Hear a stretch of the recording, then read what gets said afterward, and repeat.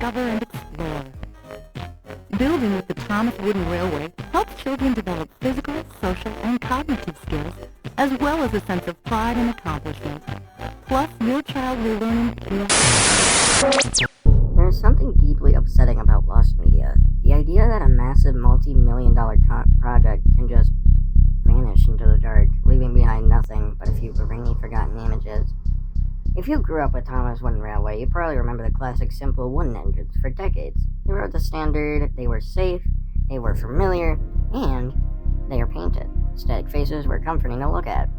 But as the 2000s were coming to an end, the Thomas & Friends franchise was going through a massive, terrifying shift. The classic live-action models were being completely scrapped and replaced by full CGI animation. The toy companies were panicking. They needed to adapt to the new era. And behind closed doors in 2008, the creators of the Wooden Railway began planning a secret, massive overhaul of their entire brand. It was a project so ambitious and so completely bizarre that it was eventually erased from history entirely. Well, not entirely, but, you know.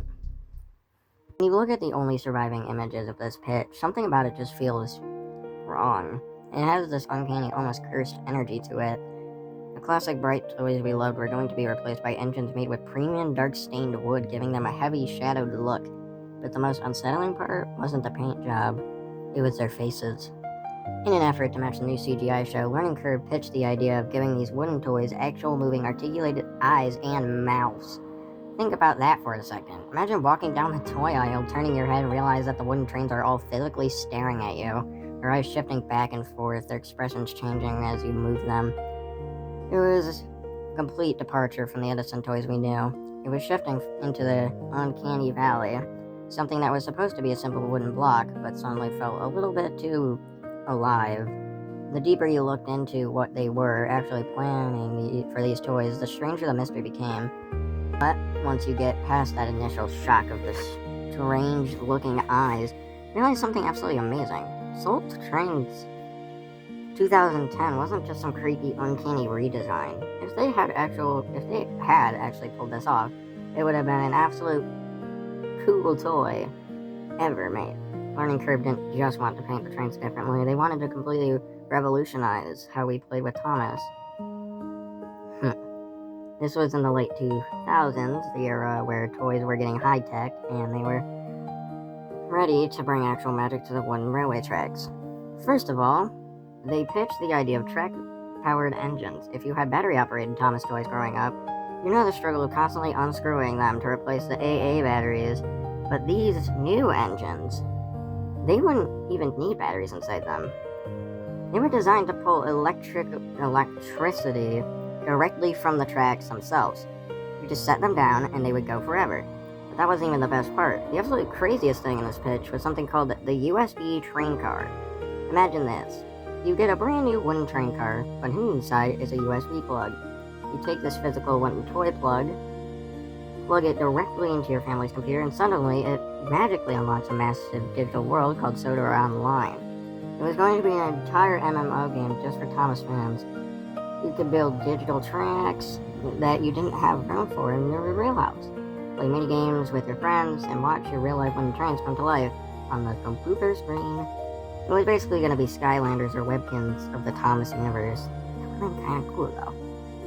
They were going to perfectly combine the physical, cozy feeling of chunky wooden toys with a massive interactive digital universe. It was pure ambition.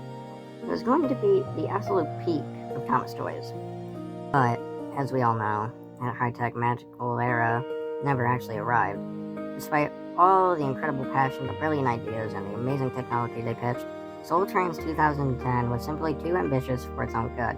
When you combine premium wood stains, fully articulated moving eyes, track-powered electric engines, and computer chips built into the wooden cars, the manufacturing costs completely skyrocketed. These executives looked at the massive budget required to pull this off, and they had the heartbreaking decision to pull the plug. The dream was officially over before I even had a chance to begin. All those amazing plans for Soda Online were completely scrapped, even though, in my opinion, I think they should have just made the game. I think it's kind of stupid. The track-powered engines were thrown out, and those slightly spooked moving eyes were permanently closed. Thank God. Instead of gaining the ultimate high-tech wooden railway, the company took the absolute cheapest, easiest parts of the pitch and released a line called Early Engineers. It was a very simple, chunky, static set of toys meant strictly for toddlers. It wasn't necessarily bad, but it was a massive downgrade and a sad shadow of what it could have been. Today, all we have left of Soul Train's 2010 are a couple of blurry, grainy pitch images floating around the internet. It is a sad reminder of a beautiful dream that was crushed by a corporate budget. We will never get to plug in that USB train, and we will never get to explore what Sodor Online looked like. The greatest era of the Thomas Wooden Railway is nothing more than a ghost story now. Conditional lifetime guarantee. So Thomas will be your child's friend for... Now, to go home. Inspire your child to believe that little people, like little engines, can do big things. The Thomas Wooden Railway. Available at specialty retailers everywhere.